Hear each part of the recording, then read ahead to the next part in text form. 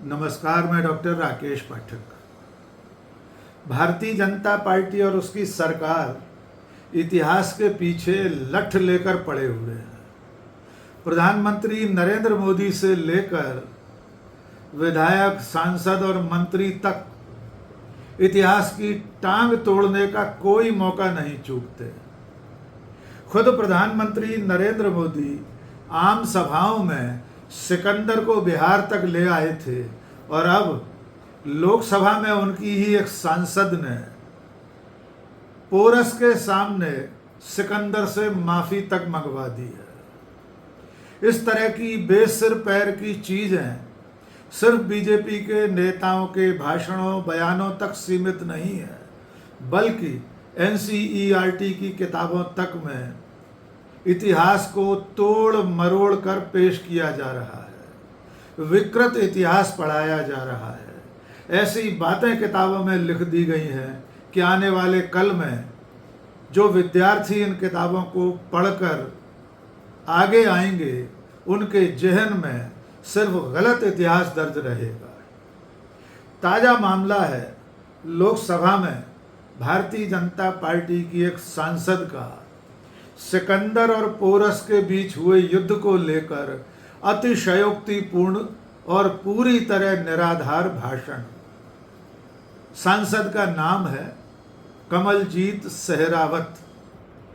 देश की राजधानी दिल्ली से पश्चिमी दिल्ली लोकसभा सीट से जीतकर वे लोकसभा में पहुंची हैं। इससे पहले वे दिल्ली नगर निगम में महापौर भी रह चुकी है और उन्होंने कल जब संसद में, लोकसभा में अपना भाषण दिया तो पूरे देश की आंखें फटी रह गईं, क्योंकि कमलजीत सहरावत का दावा है कि विश्व विजेता सिकंदर महान को पोरस ने, भारतीय राजा पोरस ने 18 बार युद्ध में हराया था।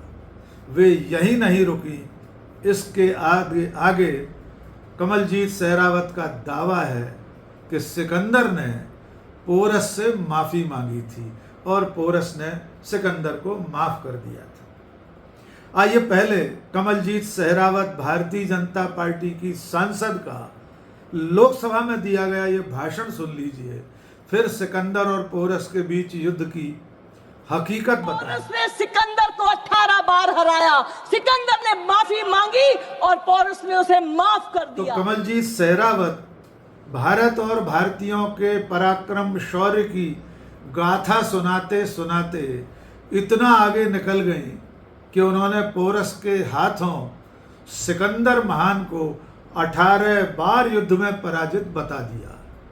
उनका दावा यह भी है कि बार बार युद्ध हारने के बाद सिकंदर ने पोरस से माफ़ी मांगी थी और पोरस ने सिकंदर को माफ़ कर दिया था। तो आइए पहले ऐतिहासिक तथ्यों पर गौर कर लें कि क्या कमलजीत सहरावत का दावा सही है। तो सबसे पहला जवाब तो ये है कि कमलजीत सहरावत एक ऐसा बयान दे रही हैं जो इतिहास में सिरे से खारिज है। यहाँ तक कि व्हाट्सएप यूनिवर्सिटी में भी, आईटी सेल में भी शायद ही कहीं इस बात का जिक्र हो कि पोरस ने सिकंदर को हराया था, और वो भी 1-2 बार नहीं, 18 बार विश्व विजेता सिकंदर महान को भारतीय राजा पोरस ने पराजित किया था। लेकिन उन्होंने जो कुछ कहा है उससे हकीकत बिल्कुल उलट है। सिकंदर ग्रीस के मैसिडोनिया का राजा था। ईसा पूर्व 326 ईस्वी में, आप कल्पना कर सकते हैं, ईसा के पश्चात की ये 21वीं सदी चल रही है। ईसा पूर्व 326 में सिकंदर विश्व विजय के लिए निकला था। उसके बाद वो ईरान होते हुए काबुल के रास्ते भारत की सीमा तक पहुंचा। उस वक्त जितने भारतीय राजे रजवाड़े थे, ज़्यादातर ने काबुल और उसके आगे तक सिकंदर की अधीनता स्वीकार कर ली थी। तक्षशिला के राजा आम्भी ने भी सिकंदर से हाथ मिला लिया था, क्योंकि उसकी स्पर्धा पोरस के साथ चल रही थी। इसलिए जब सिकंदर आगे बढ़ा तो आम्भी ने उसका स्वागत सत्कार किया। तक्षशिला में 2 महीने ठहरने के बाद सिकंदर ने पोरस की तरफ बढ़ना शुरू किया। पोरस को उसने अधीनता स्वीकार करने का संदेश भेजा। उसका साम्राज्य पंजाब में झेलम और चिनाब के बीच में फैला हुआ था। उसके राज्य को पुरुवास भी कहा जाता है। पोरस एक स्वाभिमानी राजा था, इसलिए उसने सिकंदर की अधीनता स्वीकार नहीं की, बल्कि युद्ध में उसका सामना करने के लिए तैयार हो गया। उसके बाद सिकंदर की सेनाओं ने झेलम नदी के उस पार मोर्चा संभाल लिया। झेलम के इस पार पोरस की सेना डटी हुई थी। दोनों तरफ हजारों सैनिकों के अलावा हाथियों का बल और पोरस की सेना में रथ भी थे। उसके बाद युद्ध में जो हुआ वो इतिहास में दर्ज है। और जब सिकंदर की सेनाएं झेलम के इस पार आ गईं, दोनों सेनाओं के बीच में भीषण युद्ध हुआ, लेकिन बरसात के कारण पोरस की सेनाओं के रथ कीचड़ में फंस गए। इसके अलावा सिकंदर की सेनाओं ने पोरस के हाथियों पर उनकी आंखों पर लक्ष्य करके तीर चलाना शुरू कर दिए। उन पर भाले से वार किए, जिसके चलते पोरस की सेना के हाथी उलट पड़े। वापसी में उन्होंने अपने ही सैनिकों को रौंद दिया और अंत में पोरस की पराजय हुई। इसके अलावा इतिहास में सिकंदर और पोरस का कभी कोई सामना नहीं हुआ।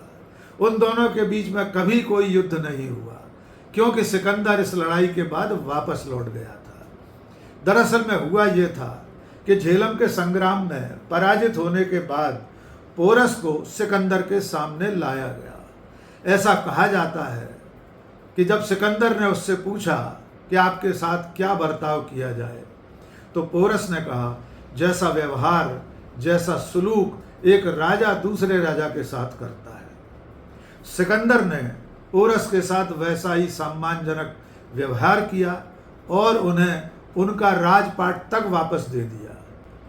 पंजाब की सूबेदारी सौंपकर सिकंदर वापस मैसिडोनिया की तरफ रवाना हो गया। उसके वापस होने के पीछे भी एक महत्वपूर्ण कारण है। कारण यह है कि लगातार वर्षों से, महीनों से युद्धरत उसके सैनिक थक चुके थे। झेलम की लड़ाई के बाद पोरस की सेना के एक पुराने सैनिक ने आगे बढ़ने से इनकार कर दिया। उसने एक ओजस्वी भाषण दिया और सिकंदर से कहा कि अब वापस लौट चलें, जबकि सिकंदर उसके आगे गंगा तक आना चाहता था। अंततः सिकंदर को अपने सैनिकों की बात माननी पड़ी और वो झेलम से वापस लौट पड़ा। सिकंदर की मृत्यु मैसिडोनिया पहुंचने से पहले बेबीलोन में हो गई। तो इस तरह से बीजेपी की सांसद कमलजीत सहरावत का ये दावा कि पोरस ने सिकंदर को 18 बार पराजित किया था और सिकंदर ने उससे माफ़ी मांगी थी, एकदम चंडू खाने की खबर है। बेसिर पैर का इतिहास है जिसका कोई सिरा नहीं है। यहाँ तक कि सिकंदर की जीवनी लिखने वाले एक से एक महान इतिहासकारों ने भी झेलम के संग्राम का ही उल्लेख किया है।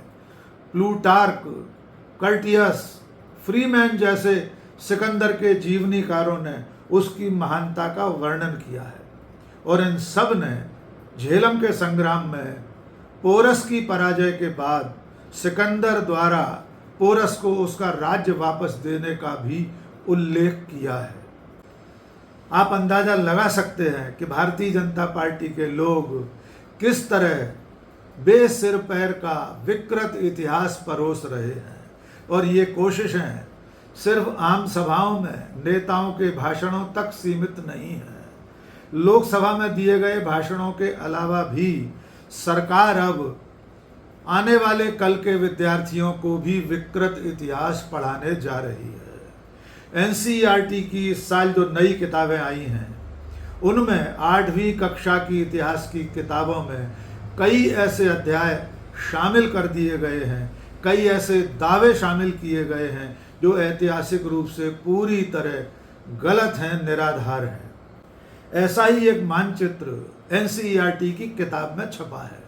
इतिहास की इस किताब में जो मानचित्र प्रकाशित हुआ है उसमें पेशावर अटक से लेकर कटक तक के पूरे भूभाग को भगवा रंग में रंगा हुआ दिखाया गया है।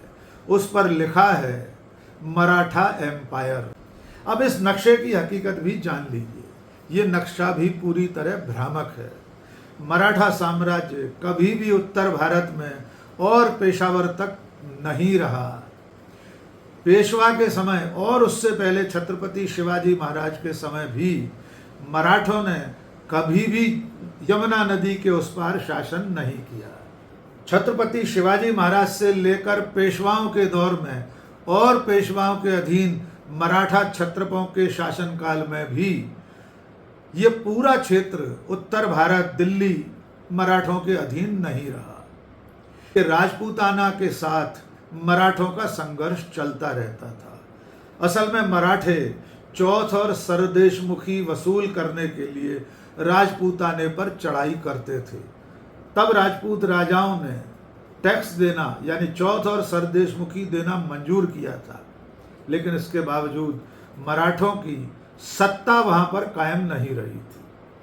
महादजी सिंधिया के समय जरूर एक बार दिल्ली में सिंधियाओं का और मराठों का इतना प्रभाव हो गया था कि वे शाह आलम को 2 बार गद्दी में दोबारा बिठाने में कामयाब हुए थे।